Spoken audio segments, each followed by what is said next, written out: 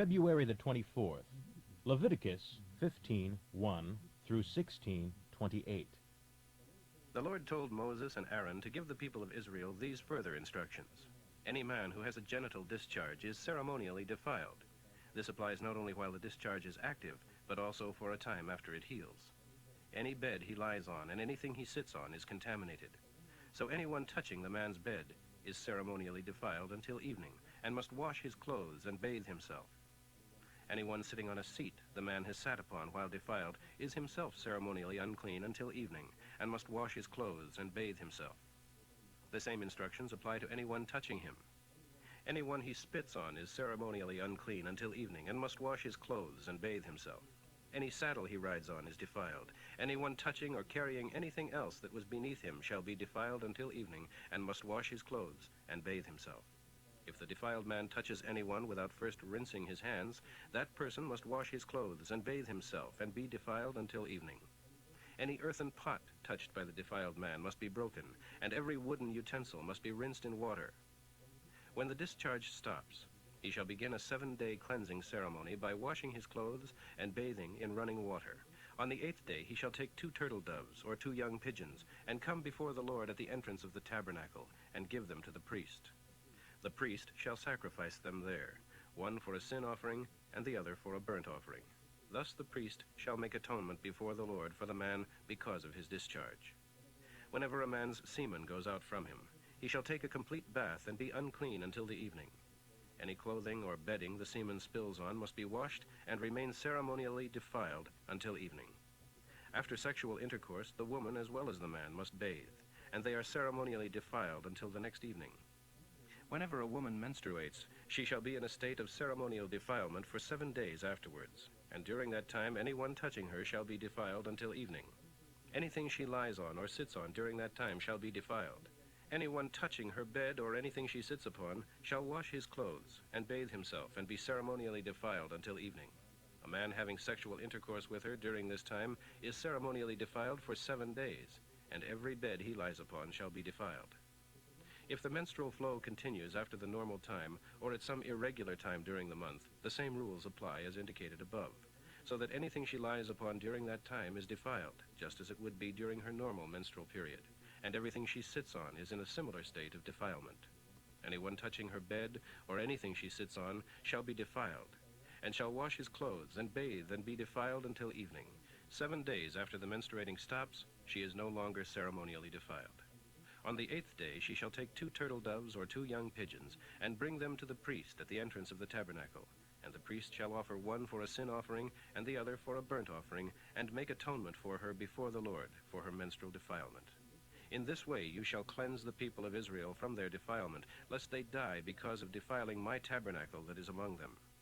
This then is the law for the man who is defiled by a genital disease or by a seminal emission, and for a woman's menstrual period, and for anyone who has sexual intercourse with her while she is in her period of defilement afterwards. After Aaron's 2 sons died before the Lord said to Moses, "Warn your brother Aaron not to enter into the holy place behind the veil where the ark and the place of mercy are, just whenever he chooses. The penalty for intrusion is death. For I myself am present in the cloud above the place of mercy. Here are the conditions for his entering there. He must bring a young bull for a sin offering, and a ram for a burnt offering. He must bathe himself and put on the sacred linen coat, shorts, belt, and turban. The people of Israel shall then bring him 2 male goats for their sin offering, and a ram for their burnt offering. First he shall present to the Lord the young bull as a sin offering for himself, making atonement for himself and his family. Then he shall bring the 2 goats before the Lord at the entrance of the tabernacle, and cast lots to determine which is the Lord's and which is to be sent away. The goat allotted to the Lord shall then be sacrificed by Aaron as a sin offering. The other goat shall be kept alive and placed before the Lord. The rite of atonement shall be performed over it, and it shall then be sent out into the desert as a scapegoat. After Aaron has sacrificed the young bull as a sin offering for himself and his family, he shall take a censer full of live coals from the altar of the Lord, and fill his hands with sweet incense beaten into fine powder, and bring it inside the veil. There before the Lord he shall put the incense upon the coals, so that a cloud of incense will cover the mercy place above the ark containing the stone tablets of the 10 Commandments. Thus he will not die. And he shall bring some of the blood of the young bull, and sprinkle it with his finger upon the east side of the mercy place, and then 7 times in front of it.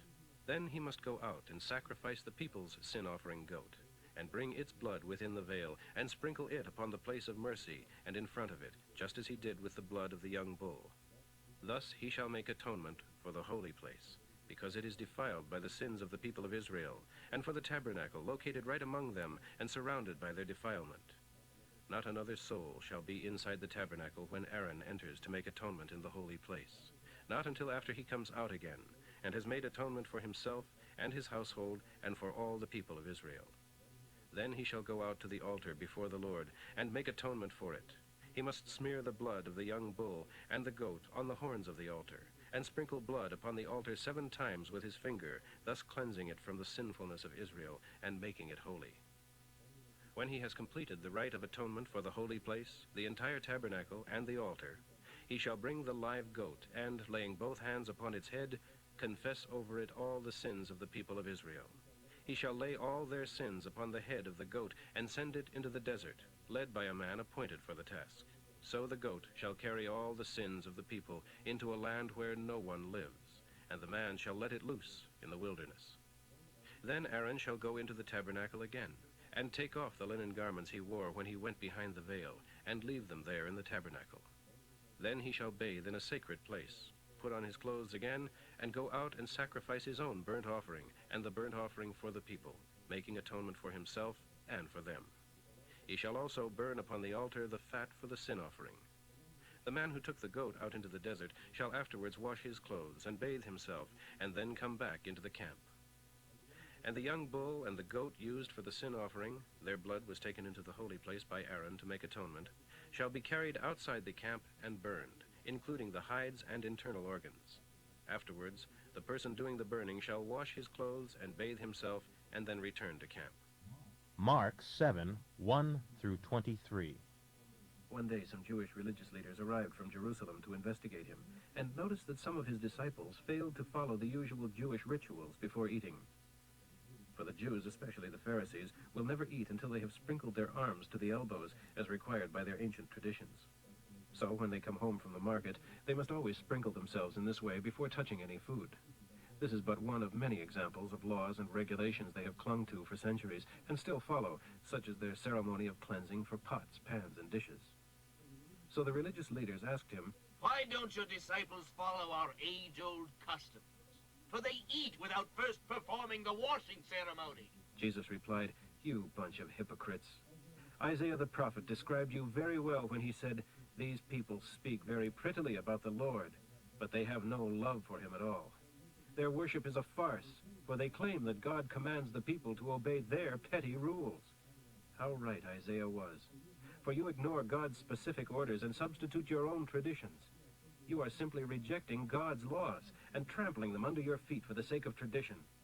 For instance, Moses gave you this law from God: honor your father and mother. And he said that anyone who speaks against his father or mother must die.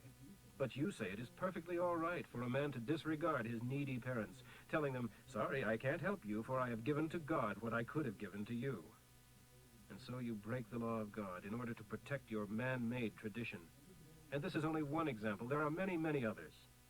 Then Jesus called to the crowd to come and hear. "All of you listen," he said, "and try to understand. Your souls aren't harmed by what you eat, but by what you think and say."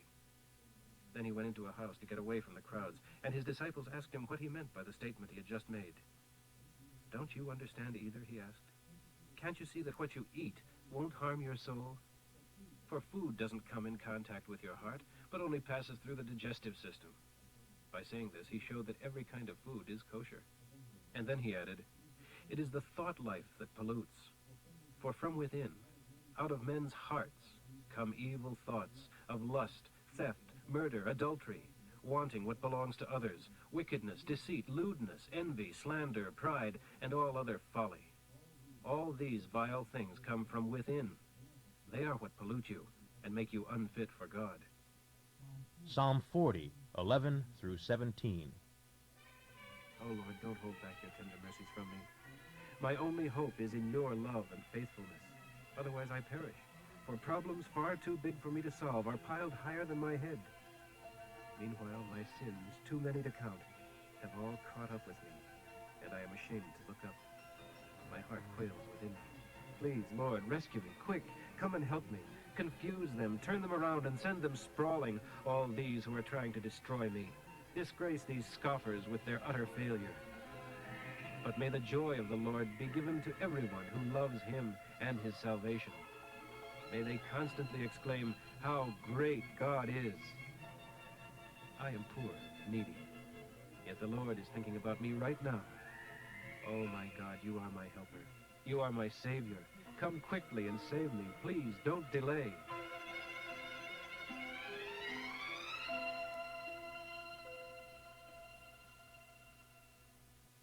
Proverbs for today, 10:13 through 14. Men with common sense are admired as counselors. Those without it are beaten as servants. A wise man holds his tongue. Only a fool blurts out everything he knows.